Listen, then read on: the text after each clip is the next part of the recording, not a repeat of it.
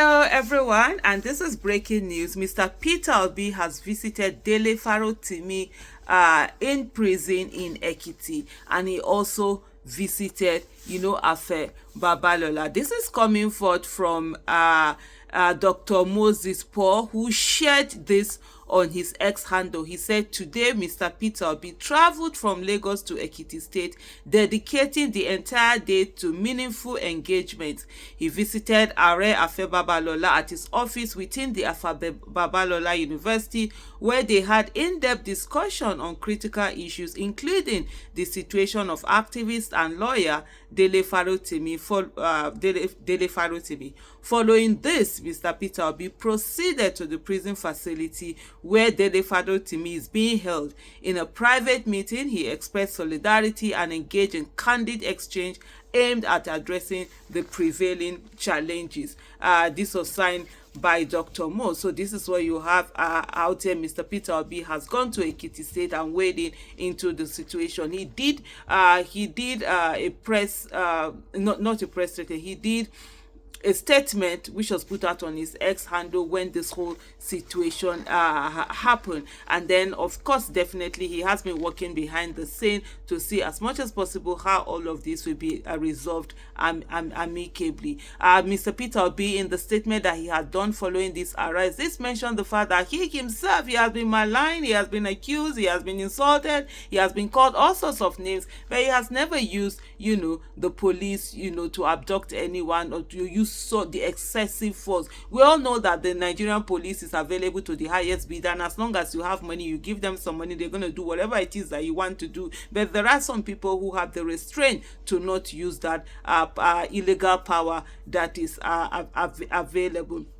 And so he had called that, he had mentioned that people, that they should try and work this out and resolve this in a very amicable manner. Let them follow the due process of the law. The due process of the law can be very, very slow, very, very frustrating. I totally agree, especially in Nigeria. But at the end of the day, we must do what is relevant. We must do what is right. We must do what is just, no matter how frustrating it is, no matter how, the incentive it is to do the wrong thing, the right thing must always be done. And so Mr. Peter Obi has been there. But then if you look at some of the statements that have been going on, like someone said, I saw this now in part of the comments that were coming on, someone saying, my opinion yesterday, everything is not about online engagement and a lot is done offline. Thanks, Peter Obi and Dr. Paul. So he was reacting to this message by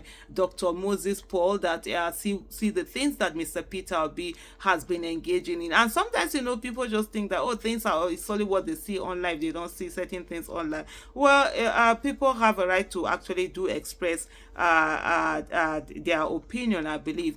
And then this is what he had to say. He said, this is what I will love to point out.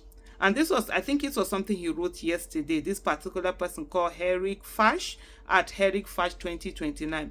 He said, people coming online to say obedient movement is not doing anything for Uncle Dele Farotimi. We will come here and listen to what the likes of Peter Obi, Aisha Isufu, Sarah Ibrahim, Maurice Monye, Miss Pels, Dr. Moyunusa, Det Baba Ahmed, Alex Oti, with your ears, and you'll be shocked. I'm not in any way close to these people, but I have studied them for a long time and seen that they are dependable and fighters. Everything is not about online noise. If all you can do is protest, stand in front of your house with a placard, a lot is being done, but we all must remember Dele Farotimi is a fighter and he won't back down. However, if anyone has problem with obedient movement, speak up in sensible way, not calling the movement a cult group. No one ties anyone to the movement. I haven't been able to follow the conversation that he is talking about, because as it is currently, I am actually 8 hours behind Nigeria. I'm not in Nigeria.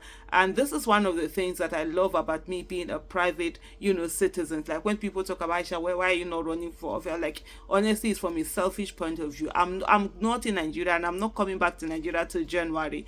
There are moments I travel a lot. I can just pick up my bag and say, okay, I'm going somewhere. I went out for my daughter's graduation. Before then, I had a speaking engagement in South Africa. I went then down to UK for my daughter's what's it called now, graduation. I'm currently in Canada, visiting a friend in a particular time, and then in the next by next week or thereabout, in a week from now or 2 weeks from now, I'm going to move to another end of Canada. When I'm done by January, I'm going back to UK, and then later coming back to Nigeria. So I'm a bit like, so it's somehow disconcerting. The time I'm waking up over there is the time that news are already going off. They've gone fast, so I've not been able to follow the trends to see what this guy is related to. But I see a lot of people, of course, there are a lot of mischief people who will put these things. One of the things I remember Eunice Satanko even doing a press statement as soon as Dele Farotimi, was arrested. And whatever anyone is doing, nobody is doing anything for Dele Farotimi. We are all doing everything for our individual selves. We are victims, we are oppressed, we are in chains. The only thing is that Mr. Dele Farotimi's chain has been made physical. It's not the one that is invisible. All of us are wearing invisible chains, and so whatever fight we're fighting to also liberate ourselves. Like Mr. Dele Farotimi would always say, we are not even citizens. We fool ourselves that we are citizens. We are not even citizens in this country, where people have taken over power and use it anyhow. So whatever extent they want to use it for, and use it to subjugate other people, to oppress other people, to suppress other people, to deny people of their rights. So in being a voice, you're not doing Mr. Dele Farotimi a favor. You're only doing that which is right, and nobody thinks that they are doing Mr. Dele Farotimi a favor. No, you're only doing that which is right, and the shared humanity that we have and the social contract that we have demands that we do, the needful. When one of us is taken, all of us are taken. When one of us is incarcerated, all of us are incarcerated. When the right of one of us is denied, all our rights are denied. We are all victims, waiting to happen. So on that conversation, but there are quite a lot of people also that go on, and then you see some, for the ones I pity the most are the ones who feel that they are exempted from this rot, who feel that they can escape, that it will not happen to them, that they can never be victim.